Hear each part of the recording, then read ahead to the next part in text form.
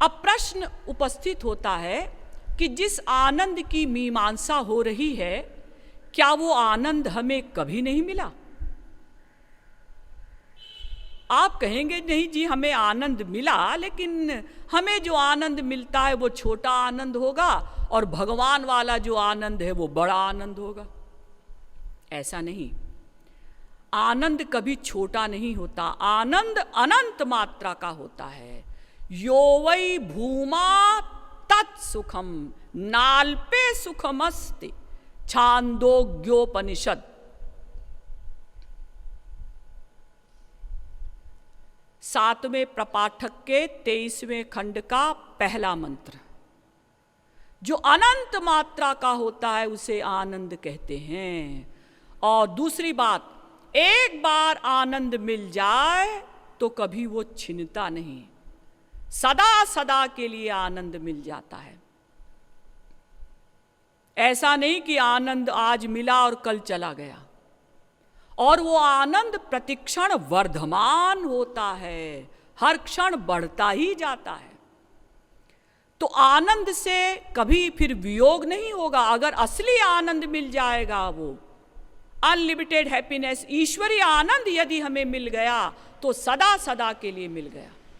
अब हमारे ऊपर दुख का अधिकार नहीं हो सकता, क्योंकि मैंने आपको बताया था कि ईश्वर और आनंद पर्यायवाची शब्द हैं। इसीलिए वेदों में कहा गया आनंद एवाधस्तात्, आनंद उपरिष्टात्, आनंदः पुरस्तात्, आनंदः पश्चात्, आनंद उत्तरतः, आनंदो दक्षिणतः, आनंद एवेदग्वम सर्वम। वेद में कहा गया ऊपर नीचे, पूरब पश्चिम, उत्तर दक्षिण, अंदर बाहर, आनंद ही आनंद लबालब भरा है, उसका नाम भगवान। तो ईश्वर और आनंद ये पर्यायवाची शब्द हैं। इसी प्रकार से प्रकाश ये भी भगवान का पर्यायवाची शब्द है, ध्यान दीजिए। इसीलिए वेद में कहा गया कि वेदाहमेतं पुरुषं महान्तमादित्य वर्णम तमसः परस्तात्, श्वेताश्वतरोपनिषद 3 अध्याय का 8वां मंत्र। वो माया से परे वाला जो ब्रह्म है, वो अंधकार से परे वाला जो ब्रह्म है, वही है प्रकाश स्वरूप। तो 3 हो गए पर्यायवाची शब्द, ईश्वर, आनंद और प्रकाश। अब ईश्वर का विरोधी तत्व कौन है? माया। तो माया के पर्यायवाची शब्द क्या है? दुख, अंधकार।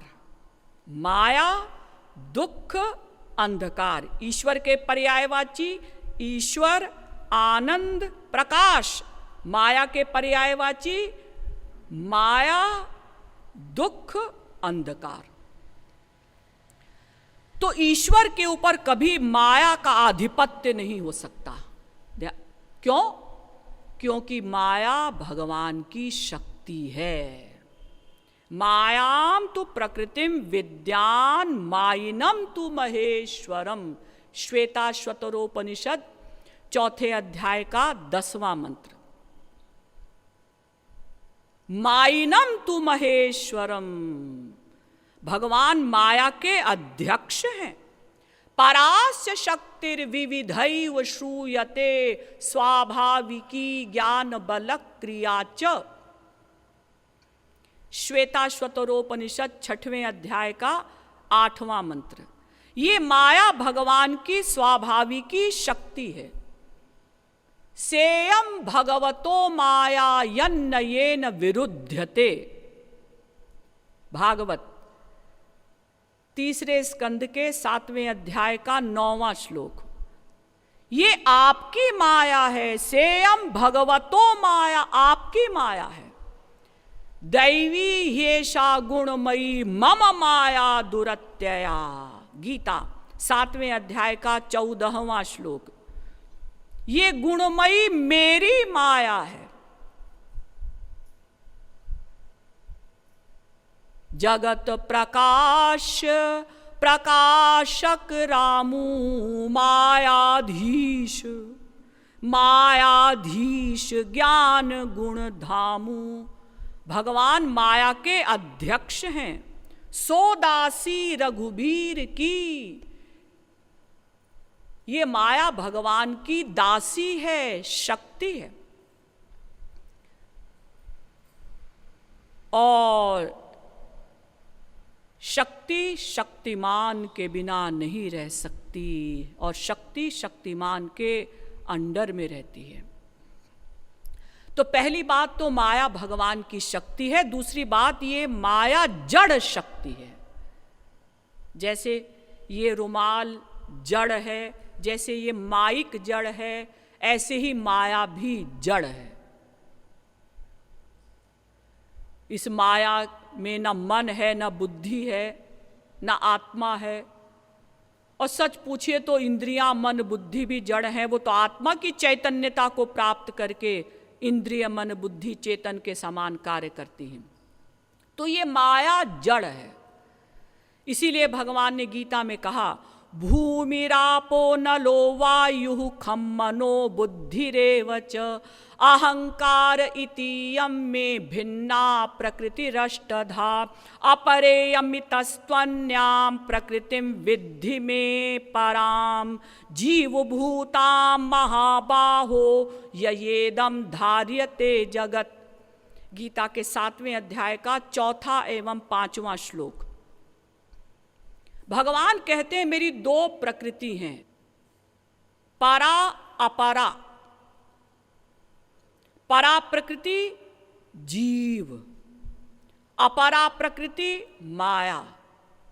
तो जीवों को परा प्रकृति क्यों कहा गया? क्योंकि ये चैतन्य है।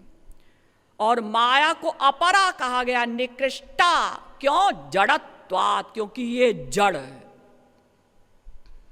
आप कहेंगे माया जड़ है, और जितना कमाल करती है माया। कि शिव चतुरानन देखी डेराही अपर जीव के ही लेखे माही। फिर ये माया जड़ है? आप कहती हैं हाँ जड़ है। तो फिर ये चेतन के समान कार्य कैसे करती है? जैसे रसोई घर में स्त्रियां चिमटे का प्रयोग करती हैं ना, चिमटा जड़ है। आग के गोले को यहाँ से उठाकर वहाँ रख देता है, रोटी को यहाँ से उठाकर वहाँ रख देता है। कैसे? हाथ की शक्ति को पाकर।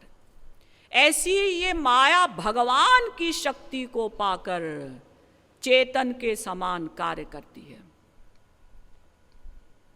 लेकिन जिस प्रकार से चिमटा हाथ को चैलेंज नहीं कर सकता, उसी प्रकार से माया भगवान को चैलेंज नहीं कर सकती। जो माया सब जगह ही नचावा, जासु चरित लखी काहू न पावा।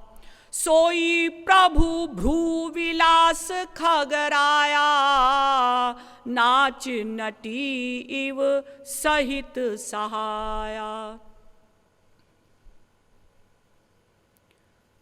तो चूंकि माया भगवान की शक्ति है और जड़ शक्ति है, इसलिए जिस प्रकार से माया भगवान के ऊपर अधिकार नहीं जमा सकती, अधिकार क्या जमाएगी? सामने खड़ी नहीं हो सकती। विलज्जमानया तस्य स्थातुमीक्षा पथे मुया, भागवत कहती है। वो तो कांपती है भगवान के सामने खड़े होने में। तो इसी प्रकार से माया का पर्यायवाची शब्द है दुख। जैसे माया भगवान के ऊपर हावी नहीं हो सकती, इसी प्रकार से एक बार आनंद मिल जाने पर कभी दुख हावी नहीं हो सकता। सदा सदा के लिए आनंद मिल जाता है।